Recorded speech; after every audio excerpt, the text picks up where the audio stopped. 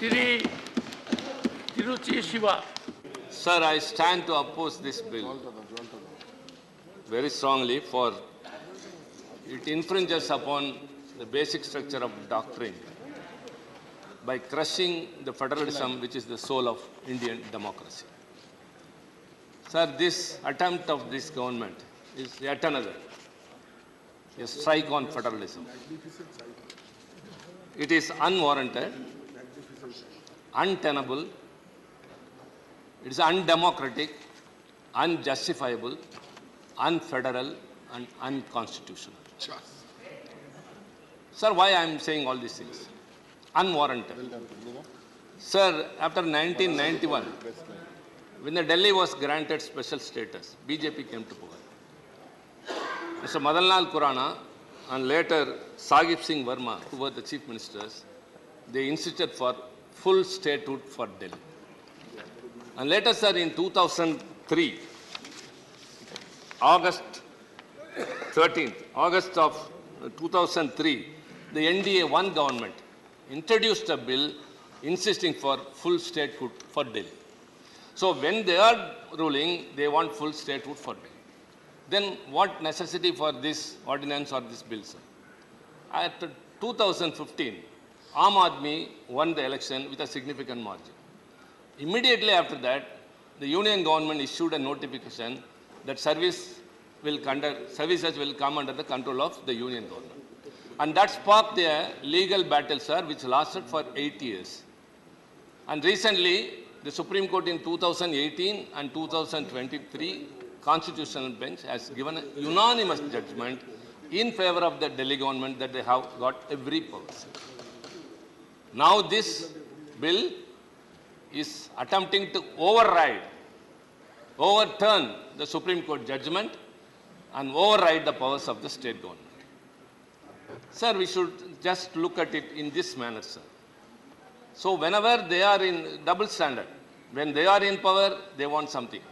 It is intolerance, to say very shortly, if an opposition party is ruling, they will be disturbed by the governors. If it is a union territory, the lieutenant governor will take all the powers and will not allow the state government to function. So in this situation, where is democracy? Sir, our constitution, as you know very well, sir, has given a structure of federalism, which gives the very importance to the regional aspirations can be represented and realized by state governments, and which cannot be done by a centralized union government. Sir, it has also established a mechanism of triple chain accountability. The people hold the legislators accountable, the legislature holds the government accountable, and the government holds the officers accountable. But now, the officers are not under the control of the government of union territory. So what's the use of being there? So this triple chain accountability is broken by way of this attempt. This not only I say here, sir, the Supreme Court has also emphasized very strongly. It should not be severed on any account. Sir, now coming detail into the bill. Why we are opposing? What are the contentious issues? What are the reservations we have? All others have spoken, sir, but we have to enlighten it. Number one, this bill attempts to establish a National Capital Civil Services Authority. As everyone said, it will consist of 3 members under the chairmanship of the Chief Minister and 2 officers, Home Secretary and Chief Secretary. Who are they? Appointed by the Union government. Obviously, one can understand what will be the outcome. The quorum is 2 and the majority will be the decision. Sir, I have moved an amendment which even it may be passed. I think with hope. If at all it is passed, even it won't be of use, sir. Because even if the authority with a majority gives a suggestion to the lieutenant governor, he can reject it. So ultimately it goes there. The authority becomes redundant and the chief ministership becomes lesser than a rubber stamp. We are very sorry to say these words, sir. A chief minister elected by the government has to fulfill the obligations by the mandate is been given to him. But whereas he is not able to have control. Sir, Delhi has been the nucleus of power from Mughals to British. Can anyone say any ruler has ruled without control on their officers, whether he or she? But now this bill paves the way. Sir, where we are heading towards? the government which is accountable to the people, to the legislature, and the government which can hold the officers accountable, now they don't have any control over the officers. Number two, sir, the Council of Ministers, the Cabinet. Earlier, sir, the notes which are prepared by the ministers. And it will be taken over there. And after the decision, it will be forwarded to the Lieutenant Governor. It is vetted by the Law Department. Now that the Secretary will overlook the minister, and overall, the Cabinet, which is the Council of Ministers, if they take a decision, the Chief Secretary will come and say, it doesn't come under law or under the rules of procedure, and he will take it to the Lieutenant Governor, who can alter it or reject it. So first, the Chief Ministership became redundant. Now the Council of Ministers become redundant. Number three, sir, any minister, if he takes any decision, the Secretary is the supreme. If the Secretary doesn't agree with the decision of the minister concerned, without the consent of the minister, he can take it directly to the Chief Secretary or to the Lieutenant Governor. So the ministership also becomes redundant. Number four, sir, Delhi is also like other states run by some 50 around statutory authorities, corporations and commissions. This include industry, tourism, everything. It comes under even transport, water, sewerage, women rights, child rights and all. All these positions, the chairpersons and the members were earlier nominated by the government, by the Lieutenant Governor on the advice of the government. But now, sir, hereafter, these positions will be appointed only by the Lieutenant Governor. The government has to sit with folded hands. Yes. Sir, one by one, just though the authority is established, the authority has no say, and even in the authority, the Chief Minister has no say. Number two, the Council of Ministers, the Cabinet becomes redundant, the Minister becomes redundant. Number four, sir, all the commissions, all the corporations, all the statutory authorities will be appointed by the Lieutenant Governor, and then proroguing and summoning also comes to the power of the Lieutenant Governor. Earlier, sir, the Council of Ministers will decide a date and they will represent to the Lieutenant Governor and he will summon. Now that Lieutenant Governor can do. So the government cannot, if at all an urgent issue has to be resolved, if the Assembly has to be convened, the Chief Minister or the Council of Ministers has no power. Sir, kindly tell us. We are not just accusing the government or pointing fingers, what you are doing is wrong, but kindly explain to us why all these things happen. A government which has been elected by the people, they have to cater to the needs of the people. They only know the local people's aspirations. That's why we are pleading for state autonomy. When the voice for decentralization is going up and up, this government is traveling on the opposite direction. Powers are centralized in the union government again and again. What will happen? It will get broken. Sir, India, which is known for federalism, sir, everything is under threat now. Secularism is under threat now. Especially, sir, we are very much concerned that this bill again strikes at the very root of federalism. Sir, let me quote Dr. Baba Saheb Ambedkar.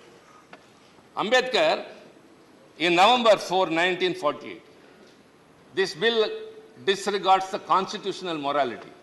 That's what I'm trying to drive at.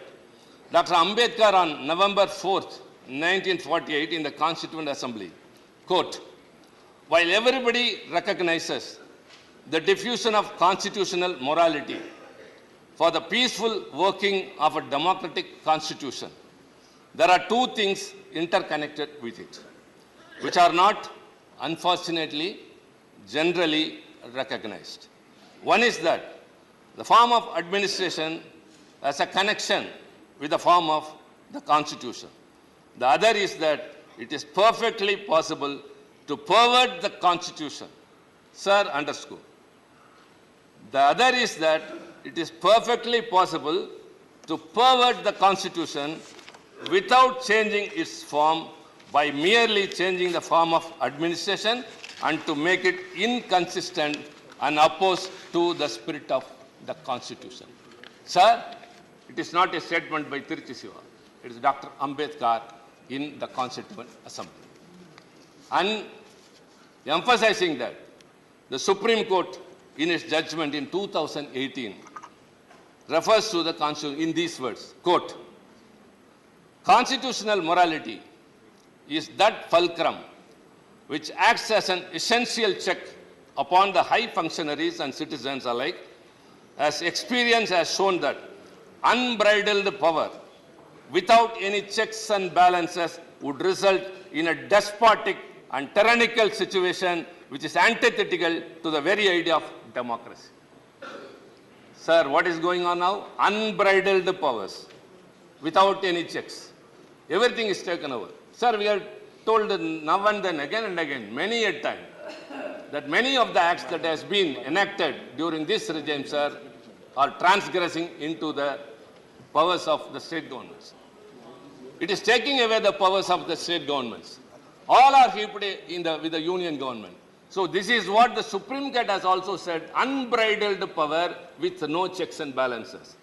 Same thing, Dr. Ambedkar has also told, constitutional morality, this disregards constitutional morality. Sir, I earnestly appeal to my fellow colleagues of some political parties who may support the government's decision. My earnest appeal, as Mr. Singhvi told, sir, we are living in an area where there are 100 huts, all thatched roofs. If the last house is burning, the person sleeping in the first house will not sleep. He will go, run and put out the fire with the fire brigade. Yes, it is not only to help him, sir, but to safeguard his own self. If it is not put out, that fire will slowly come and at last it will affect them. So it has to be thought over. Sir, all these years, we have preserved our independence. We have preserved our democracy. Sir, often you used to say, sir, very proudly, India, the largest democracy in the world. Yes, sir. The largest democracy now is in peril. Why so many charges against the state governments? No state government is able to function on its own. It's not able to enact a law. If something is passed in an assembly, it is not endorsed by the governor. So they are not able to serve the people's needs. Only they know what the people need. That's why the state governments have been formed. But now that either the union government encourages or through the governor, it is trying to obstruct. Sir, all these things have to be kept in mind. Again, I say, all the reservations and contentions we have raised are not with a partisan mood, sir, but it has to be justified. Why all these things have been done? Why all the powers have been taken from a state government? Why the chief ministership has been reduced to the level of, to say the word rubber stamp, and more or less, everything is redundant, sir. What is the big idea of getting along? Sir, let me conclude, sir. I've already told them once, now that, not in any other manner. In the democratic process, one day they will be out of power. And every day they will be lamenting and regretting for all those laws they have enacted. It is not far behind, sir. 2024, the India Alliance will win. We will be there. And, sir, we will restore Delhi its autonomy. Thank you very much. Let me go. Nakkheeran TV க்கு subscribe செய்யுங்கள். உங்கள் ஆதரவே எங்கள் பலம். ஆசிரியர்களுக்கு நண்பனாகவும் மாணவர்களுக்கு ஆசானாகவும் திகழும் தேர்வு வழிகாட்டி. ஒவ்வொரு பாடத்திற்கும் அனுபவமிக்க ஆசிரியர்களின் துல்லியமான தெளிவான விடைகள். CNC இருக்கு, தேர்வு பயம் எதற்கு? இது தீரன் பப்ளிஷிங் ஹவுஸ் விற்பனை வெளியீடு.